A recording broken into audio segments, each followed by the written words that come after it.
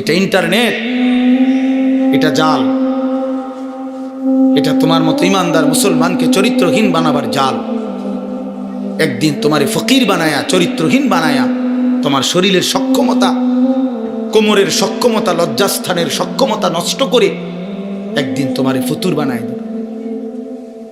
একদিন তুমি নারী দেখতে দেখতে, ছবি দেখতে দেখতে দেখবা তোমার জীবনটাও শেষ, যৌবনটাও শেষ, আখিরাতটাও শেষ। আর কিছুই মিলবে না, আর কিছুই মিলবে না। শত শত যুবকের জীবন আমি জানি, হাজার হাজার যুবক। আমার জিন্দিগি তো ছেলেদের সাথে, আমার জীবনটাই তো ছেলেদের সাথে। আমি তো শুনি বাপ। অতএব নিজের আখলাক সুন্দর।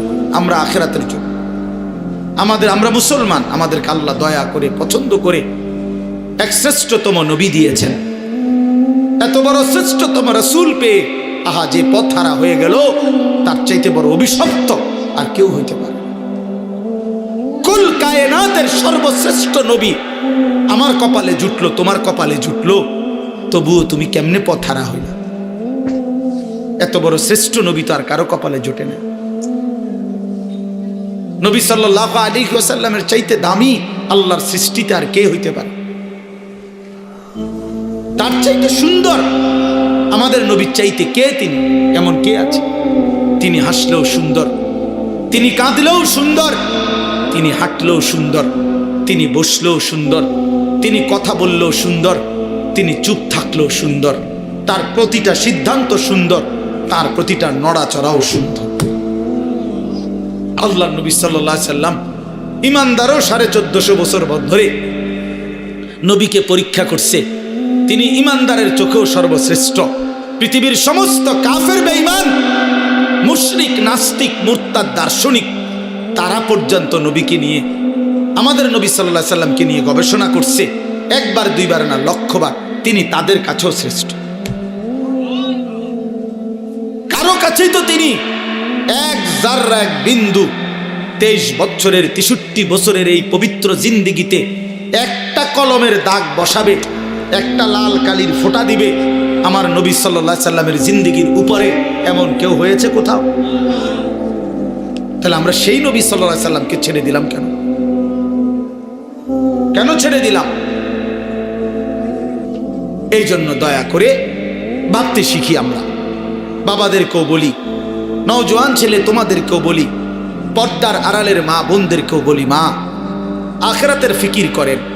আখিরাত যদি ফিকির হয়, পরকালের যদি ভাবনা হয়, তাহলে আমাদের পরকালের শ্রেষ্ঠতম সিজন আখিরাত কামাই করার মাহে রমজান। মাহে রমজান আমাদের সামনে। মাহে রমজান রমজান মানে ভিন্ন কিছু। রমজান মানে আখিরাতের মাস, রমজান মানে মেহনতের মাস, রমজান মানে পরিশ্রমের মাস, রমজান মানে দুনিয়া ভুলে জান্নাত কামাই করার মাস। রমজান সিজন, রমজান মৌসুম, আখিরাতের মৌসুম, আখিরাতের মৌসুম, পরকালের মৌসুম। অতএব বাবা, এত বড় রমজানকে সামনে আল্লাহ যদি কারো হায়াতে দেয়, আল্লাহ যদি দয়া করে রমজান পর্যন্ত পৌঁছায়, সেই রমজানকে পেয়ে কেউ যদি নিজের জিন্দিগিটা গড়তে না পারে, তার উপরে আল্লাহর লানত ছাড়া আর কিচ্ছু। এই জন্য হাদিসে আছে, আপনারা সবাই শুনেন, এটা রমজানের লাস্টের দিকে হুজুররা বয়ানে এটা বলে যে নবীজি সাল্লাল্লাহু আলাইহি সাল্লাম মিম্বরের মধ্যে উঠতে গিয়ে আমিন বলছে। তো নবীজি পরে ব্যাখ্যা দিছে, জিব্রাইল আইসা নবীজিকে বলছে, ইয়া রাসূলুল্লাহ, এত বড় শ্রেষ্ঠতম রমজান পেয়েও, এত দামি, এত ফজিলত পেয়েও যে তার নিজের আখিরাত গড়তে পারলো না, গুনাহ মাফ করাইতে পারলো না, তার উপরে আল্লাহর লানত, তার উপরে ফেরেশতাদের লানত। নবীজি তখন বলছেন আমিন, হ্যাঁ জিব্রাইল আমিও কবুল করলাম, অর্থাৎ আমি মুহাম্মদেরও লানত। এই জন্য রমজানে যে নাফরমানি করে, রমজানে সুদ খায়, ঘুষ খায়, রমজানে কিস্তি নেয়, রমজানে যেই মহিলা বেপর্দা বাজারে বাজারে ঘোরে, রমজানে যেই নাফরমান নামাজ পড়ে না, আল্লাহর জিকির তেলাওয়াত করে না, হালাল পথে চলে না, তোর উপরে আল্লাহর লানত, ফেরেশতার লানত, তোর নবীর লানত, তোর রাসূলের লানত। তোর মনে রাখো। এত লানত নিয়া জীবনে সুখ হবে না, আখেরাতেও সুখ হবে। এই জন্য দয়া করে ইনশাআল্লাহ মাহে রমজানকে কদর করবে। বলেন ইনশাআল্লাহ। ছেলেরা বলো বাবা ইনশাআল্লাহ। রমজানের জন্য প্রস্তুতি নাও, রমজানের জন্য, রমজানের জন্য। আল্লাহ নবী সাল্লাল্লাহু আলাইহি সাল্লাম কোমরের লুঙ্গি রমজানে হাদিসে আছে শক্ত করে বাঁধতেন ইবাদতের জন্য। মানুষ যখন ভারী কাজ করে, শক্ত কোনো কাজ করে, তখন কোমরে গামছা বা রশি টাইট করে বাঁধিয়ে লয়, তাইলে শক্তি হয়, শক্তি সঞ্চার হয়। আল্লাহ নবী সাল্লাল্লাহু আলাইহি সাল্লাম রমজানে রাত্রি জাগার জন্য কোমরে লুঙ্গি শক্ত করে বেঁধে নিতেন, ইবাদতে ডুবে যেতেন, আল্লাহর বন্দেগীতে লেগে থাকতেন। অতএব আমরা রমজানকে কদর করব ইনশাআল্লাহ। আরো একটা সুবর্ণ সুযোগ হলো আগামীকাল শবে বরাত, লাইলাতুন নিসফে মিন শাবান। রাসূলুল্লাহ সাল্লাল্লাহু আলাইহি সাল্লামের সাহাবী হযরত মুআজ ইবনে জাবাল থেকে বর্ণিত এই হাদিসটি সহিহ হাদিস। আল্লাহর নবী সাল্লাল্লাহু আলাইহি সাল্লাম বলেন, ইয়াত্তালিউল্লাহু তাআলা ইলা খালকিহি ফি লাইলাতিন নিসফি মিন শাবান ফায়াগফিরু লিজামিই খালকিহি ইল্লা লিমুশরিকিন আও মুশাহিন। আল্লাহ তাআলা শবে বরাতে শাবানের মধ্যরাতে আল্লাহ তাআলা আসমানে তার বান্দাদের কাছে নেমে আসেন, এবং যেই বান্দা কাঁদতেছে, তওবা করতেছে, ইস্তিগফার করতেছে, দোয়া মাফ চাইতেছে, তো আল্লাহ তাআলা তার এমন অগণিত কোটি কোটি বান্দাকে সারা রাত ভর মাফ করতে থাকে। এজন্য দোস্ত, শবে বরাত কান্নার রাত, শবে বরাত তওবার রাত, শবে বরাত গুনাহ মাফ চাওয়ার রাত, শবে বরাত একাকী নির্জনে নিজের গুনাহ নিজে স্মরণ করে আল্লাহর কাছে রোনা জারি করার রাত। আমরা এটার উৎসব বানায় নিছি, আমরা মানায় নিছি এটা অনুষ্ঠান। শবে বরাত মানে বিরিয়ানি, শবে বরাত মানে খিচুড়ি, শবে বরাত মানে জিলাপি। না না, আল্লাহর কসম, এটা শবে বরাত কোনো অনুষ্ঠান না, শবে বরাত কোনো উৎসব না, শবে বরাত বিরিয়ানি না, খিচুড়ি না, শবে বরাত ইবাদতের রাত, ইবাদত। আর নফল ইবাদত করা হয়, এটা কোরআন সুন্নাহর কথা হলো নফল ইবাদত ইনফেরাদি করতে হয়। যার ইবাদত সে করবে, যার মন চায় সে 20 রাকাত পড়বে নফল, যার মন চায় সে 200 রাকাত পড়বে। একজনে জিকির করবে, আরেকজনে তেলাওয়াত করবে, আরেকজনে দোয়া করবে, আরেকজনে আল্লাহর সেজদা দিবে। যার যেভাবে মন চায়, সে ঘরে হোক, বাইরে হোক, মসজিদে হোক, বারান্দায় হোক, যেখানে হোক, তার শরীরে যতক্ষণ সামর্থ্য কুলায় রাতভর আল্লাহর জিকির, তেলাওয়াত, তাসবিহ, দোয়া, কান্নাকাটি করা, এটাকেই বলে শবে বরাত। আমরা এটারে ডেকজি ডেকজি বিরিয়ানি বানাই লেছিলাম শবে বরাত। আমরা ও আসার পরে ইমাম সাহেব 2 ঘন্টা বুঝাইব ওয়াজ, এরপর একটা লম্বা মুনাজাত দিবে, এরপরে বিরিয়ানি দিলে শবে বরাত উদযাপন হয়ে গেছে। তো আপনারা যদি আজকে 30 বছর ধরে প্রত্যেক বছর শবে বরাত আসার পরে 2 ঘন্টা লাগাইয়া বুঝান লাগে, তা আপনি আমল করবেন কোন বছর? আপনারা তো প্রতি বছরে আমি বুঝাইলাম, তো 30 বছর যদি এটা বুঝাইতেই আসি, এই যে 2 ঘন্টা লাগাইয়া কইলাম, ইহাকেই বলে শবে বরাত। অতএব এখন মুনাজাত দিলাম, পালন করবেন তো? তো সবাই কইছে যে ঠিক কিনা, ও ঠিক ঠিক। এবার হুজুর যাই দোয়া করেন, বিরিয়ানিটা দিয়া দেন, গিয়ে হত্যা লাইছে শবে বরাত এটা। তো আপনি তো শবে বরাত বুঝলেন, তো এটা তো এখনই বুঝাই দিলাম। এটার জন্য 2 ঘন্টা প্রতি বছর ওয়াজ করার কি দরকার? কথা বলেন না কেন? আপনি এটা বুঝছেন না এখন, এই শবে বরাত কথাটা বুঝছেন নি, এখন বুঝছেন কি না বলেন না কেন? তো এইটাই বুঝাই এখানে। ওই আমরা, আমার ভাই হজরত মাওলানা মুফতি বেলায়েতুল্লাহ ভাই বলছে, হ্যাঁ আমগরে এইটা বললেন না। আমি তো বলি কি বললেন না কি, তা আবার আমি তো সব সময় দোয়া করি যে যারা আমগরে ওয়াহাবি বলে, আমি দিল থেকে বলি, তুই আমারে ওয়াহাবি না, ওয়াহাবির আব্বা ক, ওয়াহাবির দাদা, ওয়াহাবির দাদার আব্বা, ওয়াহাবির 14 গোষ্ঠী আমি বেটা। তুই আরো বলিস আল্লাহর কাছে তাহাজ্জুদের সাজদা দিয়া তুই আল্লাহরে বলিস, আল্লাহ তারে ওয়াহাবি হিসাবে কবুল করেন, তারে ওয়াহাবি বানান, তারে ওয়াহাবি বানান। তোমার দোয়া যদি আল্লাহ কবুল করে আমারে ওয়াহাবি বলে, আমি জান্নাতি হয়ে যাব ইনশাআল্লাহ। আমি বললাম ইনশাআল্লাহ। ওয়াহাবি মানে আল্লাহওয়ালা, ওয়াহাবি মানে কি? আল্লাহওয়ালা। এই জন্য তোমার কাছে দোয়া চাইলাম, তুমি আমার লেগে কইও রাইতে, আল্লাহ আনিসুর রহমান আশরাফি তারে ওয়াহাবি বানায় দেন, তারে ওয়াহাবি বানায় দেন, তারে ওয়াহাবি বানায়েন, তার ফুতেরও ওয়াহাবি বানায়েন, তার নাতিরও ওয়াহাবি বানায়েন, তার পুরা ফ্যামিলি ওয়াহাবি বানায় দেন। আমিন আমিন কন। আমি দোয়া চাইলাম আপনাদের কাছে, আপনার কাছে আমি দোয়া চাই, আপনি আরো কদ্দুর কন আমারে, আল্লাহ যেন আমার ওয়াহাবি বানায় দেয়। আল্লাহ, আমি ওয়াহাবি হইতে পারলে আমি আল্লাহওয়ালা হইতে পারব। ওয়াহাবি মানে আল্লাহওয়ালা, ওয়াহাব আল্লাহর নাম। কথা বলছো, ওয়াহাবি সৌদি আরবের কারো নাম না, ওয়াহাবি ইন্ডিয়ার কারো নাম না, ওয়াহাব এটা কার নাম? আল্লাহর নাম।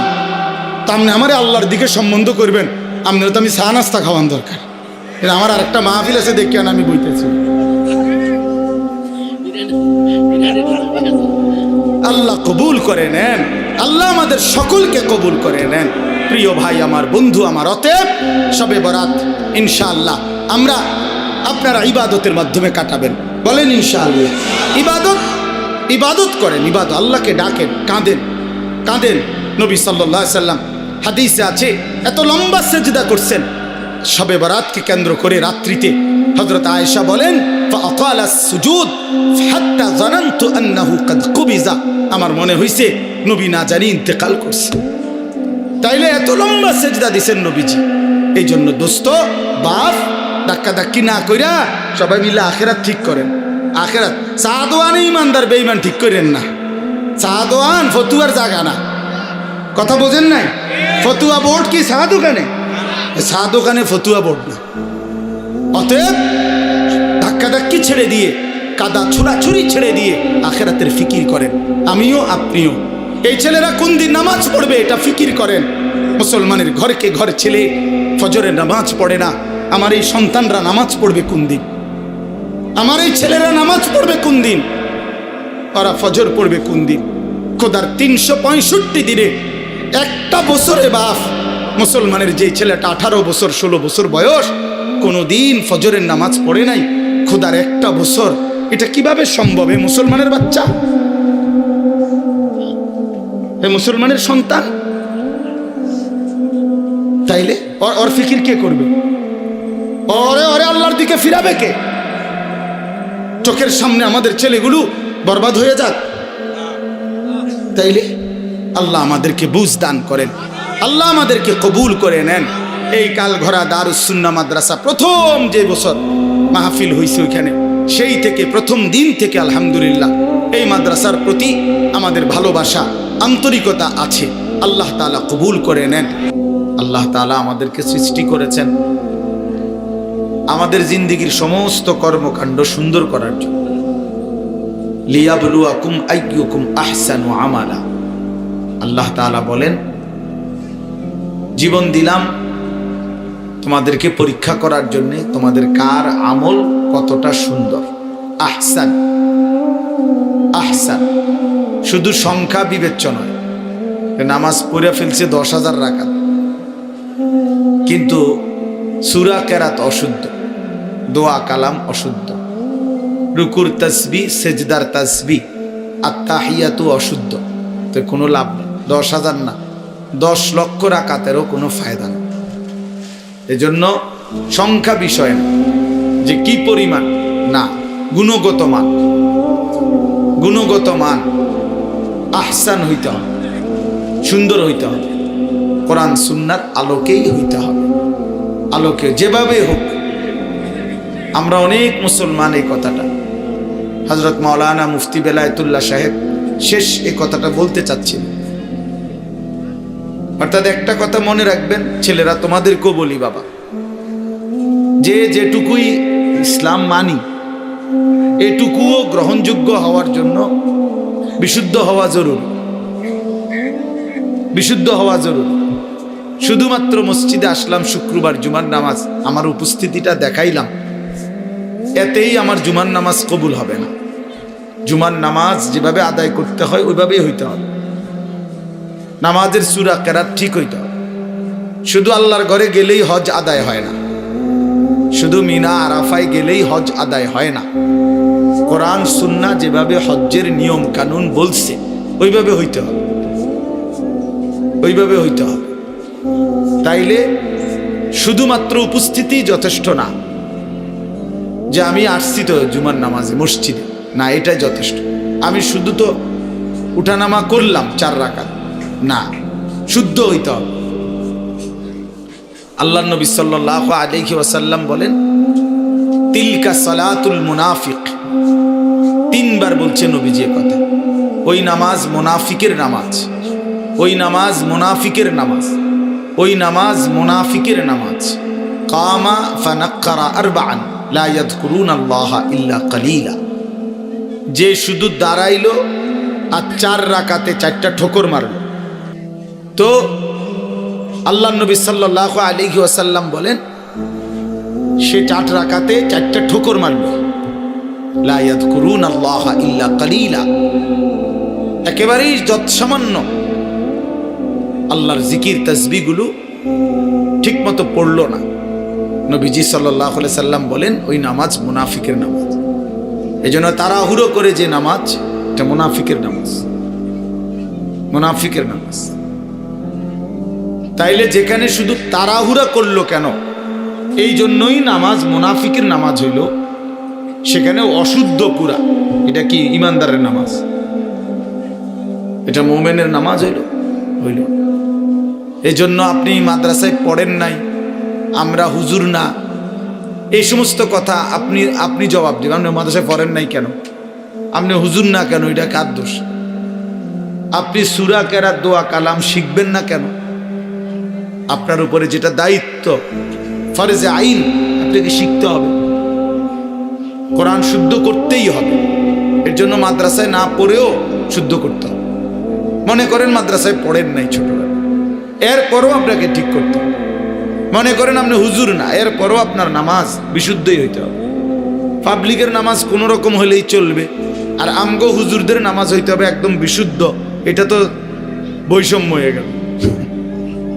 বৈষম্য হইল না, এটা তো ইনসাফ হইল না।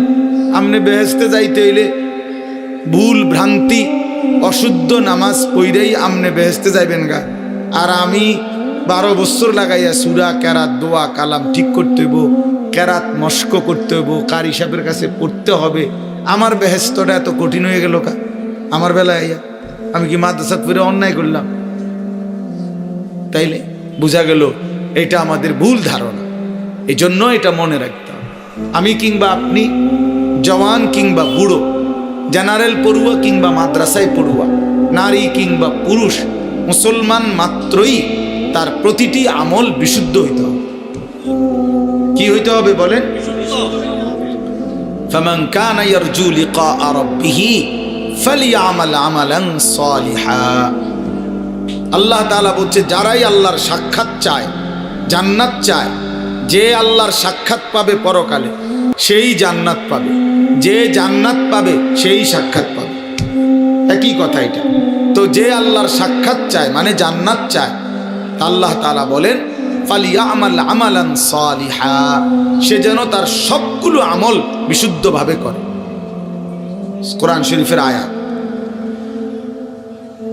ওয়ালা ইউশরিক বিইবাদাতি রাব্বিহি আহাদা, এবং আল্লাহর ইবাদতের সাথে কাউকে যেন শরীক না করে, মানে ইখলাস শুধু আল্লাহর জন্য করে। তাহলে এই জন্য আমি অনুরোধ করলাম আপনাদের কাছে, এটা আমাদের বোঝা উচিত। না বুঝলে আফসোস করবেন, আজ কিংবা কাল আফসোস করতেই হবে। কবরে গেলেই বুঝে আসবে। লাতারাবুন্নাল জাহিম সুম্মা লাতারাবুন্নাহা আইনাল ইয়াকিন।